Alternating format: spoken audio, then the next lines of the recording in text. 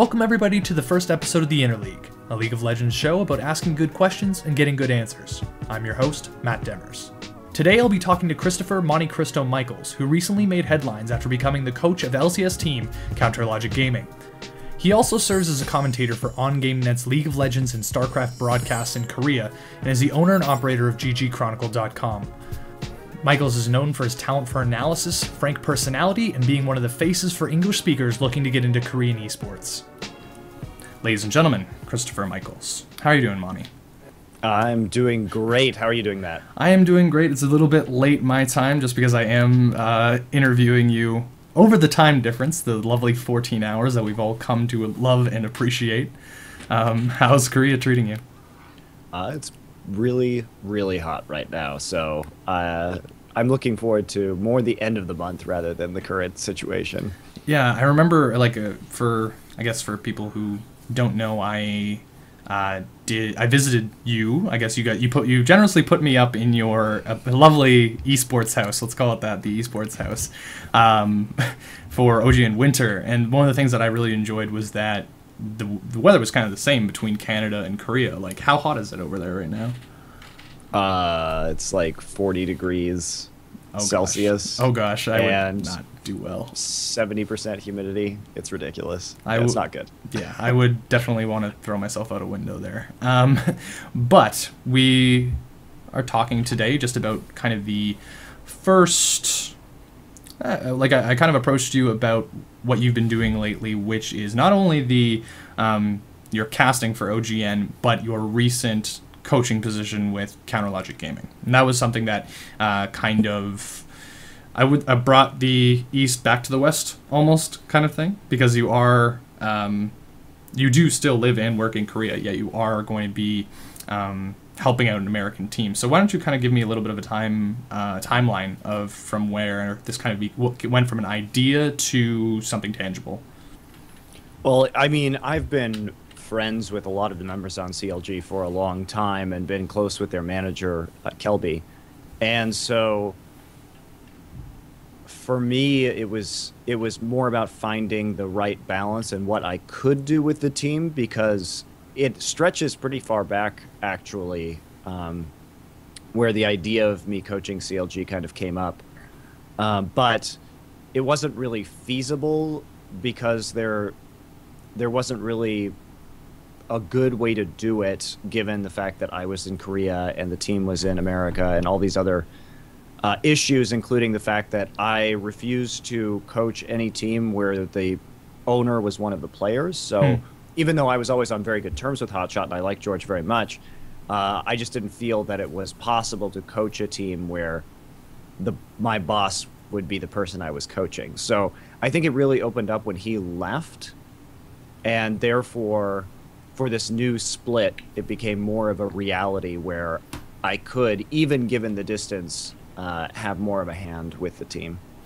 I think that's one of those things that when we think about, American teams taking on more coaching, like, you bring up a really good point, and especially, with another kind of previous North American powerhouse anyway, with TSM, where the owner of TSM, the main kind of point of contact for that company, is actually someone who still plays for the team. So that can definitely has present some roadblocks, I guess.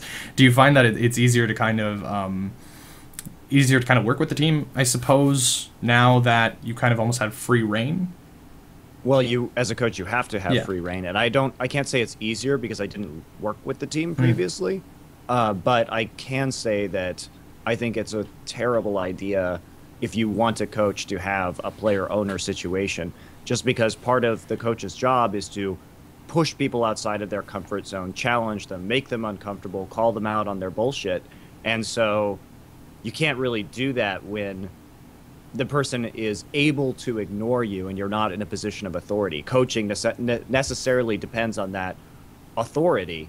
So it just was, it's an utterly impossible situation. Yeah. We recently got like a very kind of intimate look at kind of your pre-coaching kind of philosophies and things with a recent interview by the Acer report. And one of the things that you mentioned there was that synergy is like the number one most important thing to a League of Legends team. And one of the things that we've noticed with CLG is that synergy's kind of been shifted around. You know, they've got a lot of personnel changes, position changes. What's the synergy of the team like now that Hotshot, who's been there, you know, since the beginning, a pillar player, is now gone? Well, like I said, I wasn't involved really with their high-level synergy before when Hotshot was there. I can talk about the changes. Yeah, though. of course. I think that the synergy is developing rapidly. There were big changes, of course. We have 2 players in Big Fat LP and Niantanso that are changing positions, even though Big Fat LP was on the team before. Yeah. And so the style that CLG can play now is radically different. The central issue really is that there are habits from playing with Hotshot and playing in a different style that developed over years that still need to be broken. And that's really hard because these guys played together for so long. And with their old style worked fine for the players that they had. But now with these new players, there's different necessities for strategy that really need to be presented. And so kind of half the team's on one page where they are still playing that same style that was ingrained for years, and half the team is adjusting to their new roles and trying to find out a new style. So we've been getting, I think, a lot better as the season went on, but there was kind of a lull, I believe, in the middle where you had to break down these bad habits or really aggressively attack their strategies. And so while they were getting more accustomed to that, I think there were some problems. However, I think we're on an upswing now, so that's good, and hopefully we can continue to retool and refine what we've been working on in terms of increasing that synergy in the future. Is the team prepared to go through more of those slumps in order to get somewhere that it needs to be? Yeah. Oh, no. And just to talk briefly, the team has a great attitude. I think that's a big misconception in the community, and it was a misconception, I believe, for me as well, where when I came into the organization, I was very tentative because I didn't know how much the players were going to listen to me, if there were going to be irreconcilable problems inside of the organization itself, I didn't know what the internal attitudes and of the teammates toward each other were. And so a lot of people say still, oh yeah, CLG has all these big egos and they're not doing it and they don't want to learn. Actually, what I've found working with the team is that everybody has an extremely positive attitude. Nobody really has an ego about anything, and they're simply trying to improve and struggle through it. So they know what the problems are, and they are committed to fixing these issues, and they are all really, really awesome about it. That's good to hear. That's definitely very good to hear. I mean, like, there's 2 choices that they can possibly make, right? They're either, well, we're going to stick into our bad habits and we're still going to lose, or we're going to be open about changing them, and then, you know, even if it's a vague or a hope that they're going to get better, it's better than still losing, right?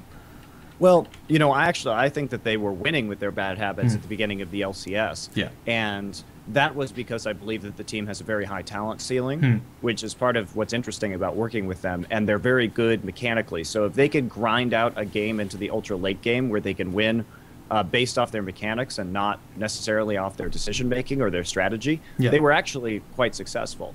But that's not a long-term solution in League of Legends, and it certainly doesn't fit with the current metagame or optimally the way the game should be played.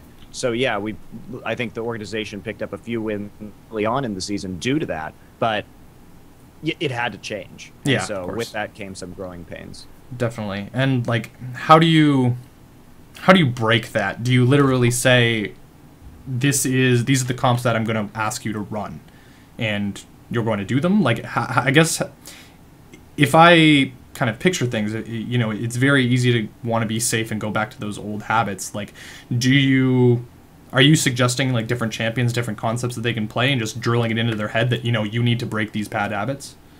There are many ways. There are many ways to do it. I have many ways of making you talk. Yeah, there are many ways to do it. For example, these are all things that we do together, which is review VODs of them scrimming. That's very helpful, where we all sit down together and point out things that could have been done differently, or VODs of their LCS games. Yeah. Yes, I do have a hand in strategy. That's a team effort in terms of team comps and everything like that. I sometimes send them VODs and say, hey, these are champions you guys play, or maybe we should think about playing this champion because you guys play the rest of the champions in this composition and look how it works, and I think you guys would be good at it. And we also run drills in terms of doing play calling drills. I can't get too specific on these because like this is stuff that like I've worked with the team on, and I don't want to give the secrets away. But yeah, we do run like communication drills. I review their scrims with their voice comm. They either send me replays with audio files is usually how they do it. Yeah. And so I listen to their communication, and then I try and fix bad habits, and I say, okay, we're not going to say this anymore, so that they know they can't communicate in XYZ way. And so then we run drills with that to eliminate it. I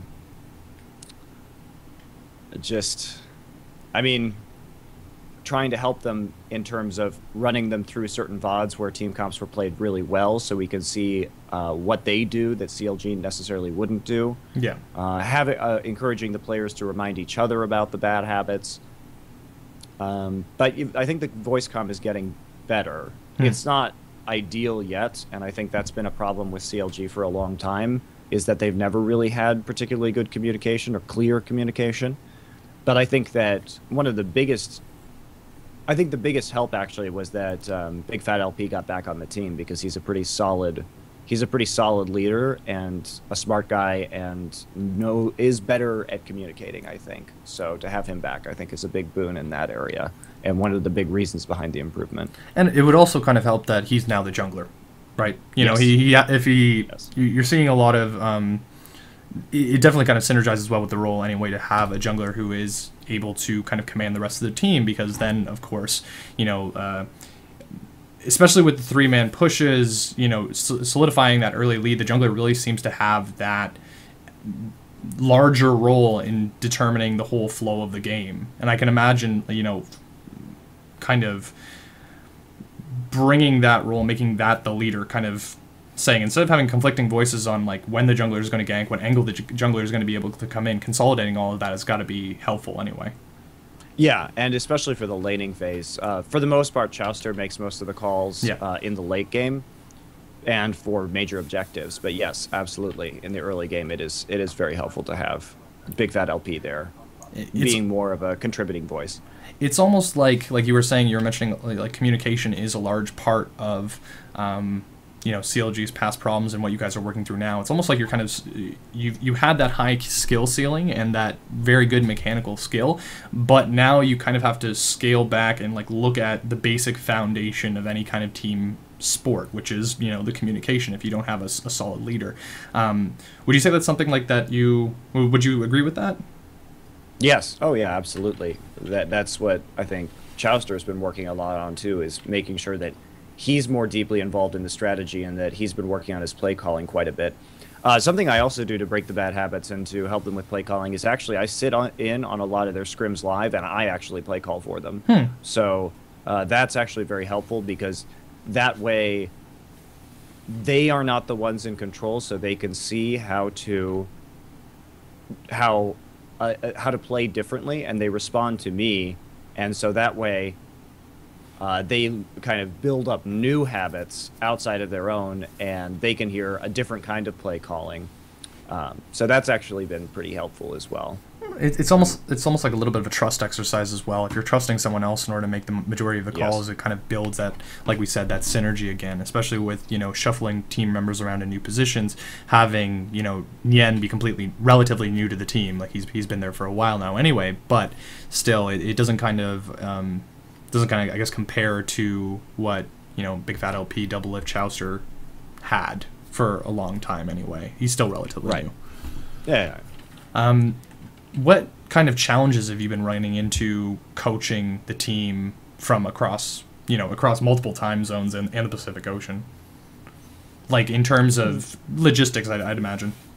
The time zones are actually not as big of an issue as you might think, simply because I'm up in the morning and they scrim in Pacific time, usually in the evening before I cast. So actually, I watch a lot of their scrims live, and usually on scrim days, I spend several hours on calls with the team to just either watching them, dropping in on their voice communication, and talking with them about upcoming compositions and stuff. At the beginning of the week, we tend to set up compositions that we want to try out for the week, and by the end of the week, before LCS starts, we sit down and we say, okay, well, this comp was successful and this one wasn't, so we'll think more about running this one, and then we talk about picks and bans and comp strategies going into each match for the LCS week. Do those like, have you ever it feels kind of weird to ask, but have you ever had to shoot down any very oddball compositions and be like, no, we have to work on those, you know, the fundamental, like winning with what we're good at before we go weird? Yeah. Absolutely. And it's a team effort, really. They do the same things with me. Sometimes I want them to play champions that it ultimately doesn't work for CLG after we try them, and they say, okay, we're not comfortable with this, and I say, fine. Do you have any examples of that? I can't talk about specifics about strategy because that means that I know teams may think that you had to try. I had to try. Kind of keeping on that kind of training notice, I guess, one of the things you mentioned in that prior interview, like I said earlier, you were mentioning that Korean teams are extremely secretive about their training, and I guess that just fits in what we were talking about.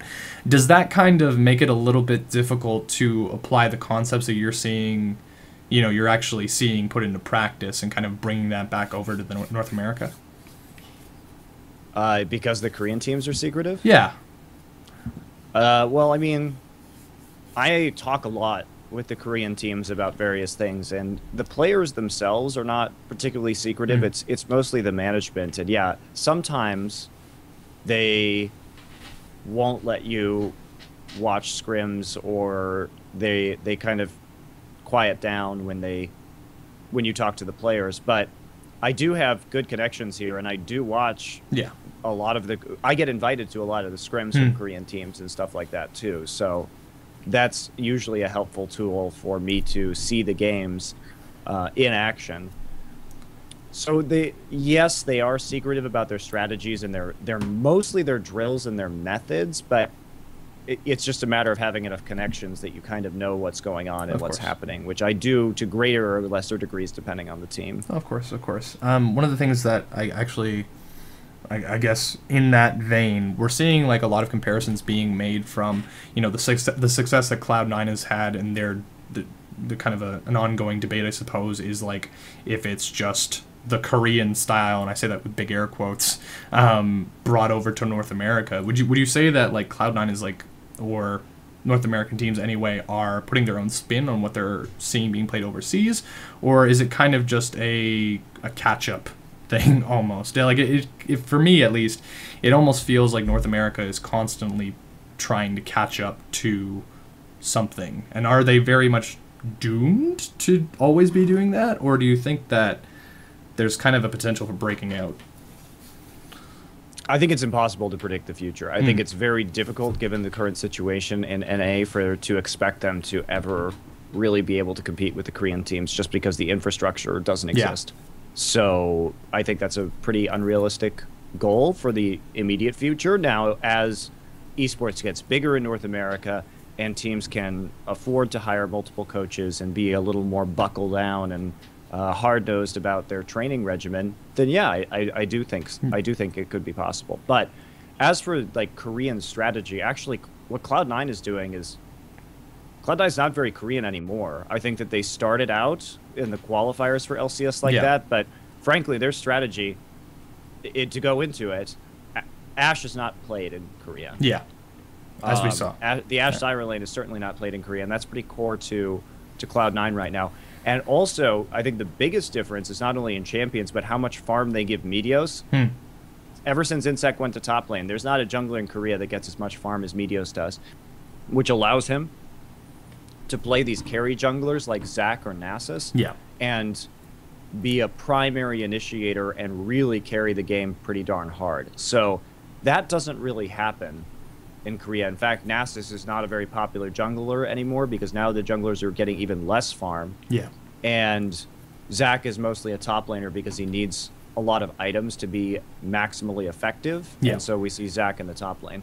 So yeah, the Cloud9's a little weird actually, because of that. So I wouldn't say really that they are like a Korean style team in particular. Yeah. And I also think that for CLG, we don't really emulate Koreans. That's not really the goal. Because I think the Koreans actually tunnel really hard on picks sometimes and ignore strong champions. Because once one champion gets popular in Korea, they just can only pick that champion. And I think it's a mistake. So I think that CLG does things because we have players who are skilled with certain champions or skilled at certain things that we have more versatility in some ways than Korean teams and less in other ways. But I don't think that following Korea is necessarily the goal. The goal is to be able to be better at communication, teamwork, and strategy. And the biggest problem NA teams have is executing strategy with a composition. That's the problem. They can't execute their comp properly. And that's what needs to be figured out. Because if they ever play against a team that can execute their comp properly, they're going to get rolled. Well, that's actually pretty funny because that was literally going to be my next question. Was like you were saying that following Korea wasn't the goal. I was going to ask you what was. To be honest, we don't have a lot of time until Worlds. So if we how do you have any kind of predictions for Worlds kind of going into it? I would say 90% likely one Korean team in the final, 70% likely two Korean teams in the final, depending on how brackets shake out. That's why I'm not entirely sure. And depending on which team goes. Because if Najin Blacksword goes, I think there's less of a chance of that happening because they're just not as good as some of the other Korean teams at the moment, unless they can really pick up their pace and get better again. But yeah, I don't really see anything is possible at Worlds. Yeah, of course. Any team can win. That is true. I'm not saying it's an impossible situation. I just think it's overwhelmingly likely that we will have at least one, if not two, Korean teams in the finals. And NA will obviously get out of groups because they have one team that is skipping the group stage. Yeah. EU, not so much. Yeah, EU. Well, EU may be able... Gambit is so clutch. That's the thing is, you never know about Gambit or Fnatic because even though Gambit always plays to the level of their opponents. So, but whenever they've been in a big tournament, they're so consistent. Yeah. And they always come through when it really, really matters. So, Gambit's a dangerous team at Worlds, I think. So as we're kind of like wrapping the split up, I guess, and progressing into Worlds, what are like you guys have got Super Week and then playoffs, if I'm correct. Yes, we've got one more. If we make playoffs. Yes, but let's say hypothetically you guys do make playoffs. You're transitioning from a best of one format, of course, but back to best of threes, which it seems like forever since we've seen that. I guess for the North American teams, what are kind of the team's goals, at least if they get to those best of threes? Obviously, we want to win, and I actually think that CLG will do better in an extended series format than these best of ones, because one of the things that, as a coach, that I really don't like about the LCS format is it's difficult to prepare for specific teams because we go into Super Week and we have to play 5 different teams. Like, you kind of just have to find catch-all compositions that could work, and you can't hone any specific strategy against any specific opponent. So when we get into the best of threes, we'll be able to do that, and I think that's going to be really good. So I'm looking forward to that, and I do think that if CLG makes the playoffs, that they will be able to do pretty well. Cool. And I guess with that would be good enough place to end off. Thanks, Chris, for being the first guest on the Interleague. We really appreciate it. We wish CLG the best in the rest of the LCS season and hopefully in the playoffs. Well, thanks a lot. No problem, man. You can follow him at GGC Monte Cristo. I believe it's at CLG Gaming is your team's Twitter account. CL Gaming. CL Gaming. And, of course, you can check out lolking.com for more of the Interleague. You can follow me on Twitter at Matt Demers. Thank you so much for watching. Have a great night.